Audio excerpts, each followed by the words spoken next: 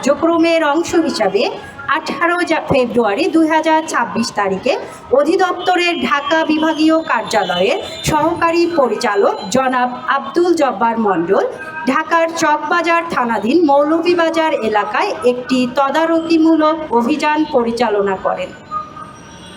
অভিযানে দেখা যায় মেজাজ দেওয়ান ট্রেডার্স মাত্র 10 দিনের ব্যবধানে সোলার দাম কেজি প্রতি 5 টাকা বৃদ্ধি করে বিক্রি করছে। মূল্যবৃদ্ধির যৌক্তিকতা জানতে চাইলে ব্যবসায়ীরা পণ্য ক্রয়ের মূল্য বেশি হওয়ার দাবি করলেও কোনো বৈধ ক্রয় সংক্রান্ত ক্যাশ মেমো প্রদর্শন করতে ব্যর্থ হন।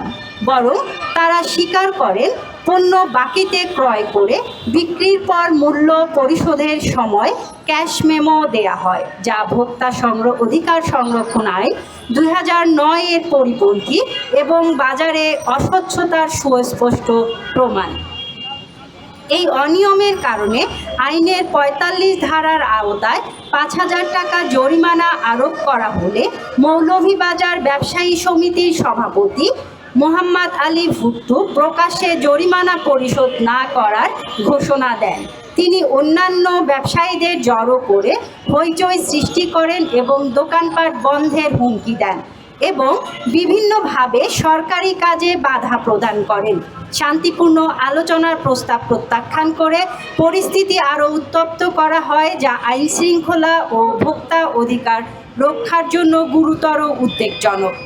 Consumers association of Bangladesh cab মনে করে এ ধরনের কর্মকাণ্ড ভোক্তা অধিকার, বাজার ব্যবস্থাপনা ও আইনের শাসনের সরাসরি পরিপন্থী। সরকারি দায়িত্ব পালনে বাধা প্রদান একটি শাস্তিযোগ্য অপরাধ।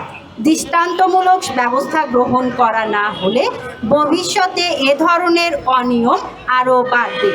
আমাদের দাবিসমূহ: বাজার তদারকিমূলক অভিযানে বাধা ও মার্কেট বন্ধের হুমকির সঙ্গে জড়িতদের বিরুদ্ধে দ্রুত ও কঠোর এবং দৃষ্টান্তমূলক শাস্তি নিশ্চিত করতে হবে।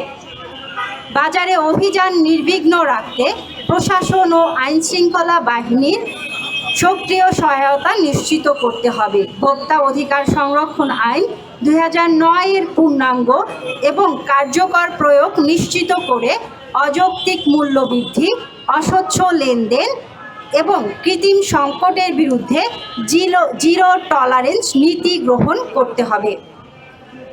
পণ্য বিক্রয়ের ক্ষেত্রে বৈধ ক্যাশ মেমো সংরক্ষণ ও প্রদর্শন বাধ্যতামূলক করতে হবে এবং এর ব্যত্যয় ঘটলে কঠোর শাস্তির ব্যবস্থা নিশ্চিত করতে হবে। ভবিষ্যতে এমন ঘটনা প্রতিরোধে ব্যবসায়ী সংগঠনগুলোর জবাবদিহিতা, ঢাকাসহ সারা দেশে নিয়মিত বাজার মনিটরিং ও ভ্রাম্যমাণ আদালত কার্যক্রম জোরদার করতে হবে। বাজার তদারকিতে বাধা নয়, ভোক্তা অধিকার নিশ্চিত চাই।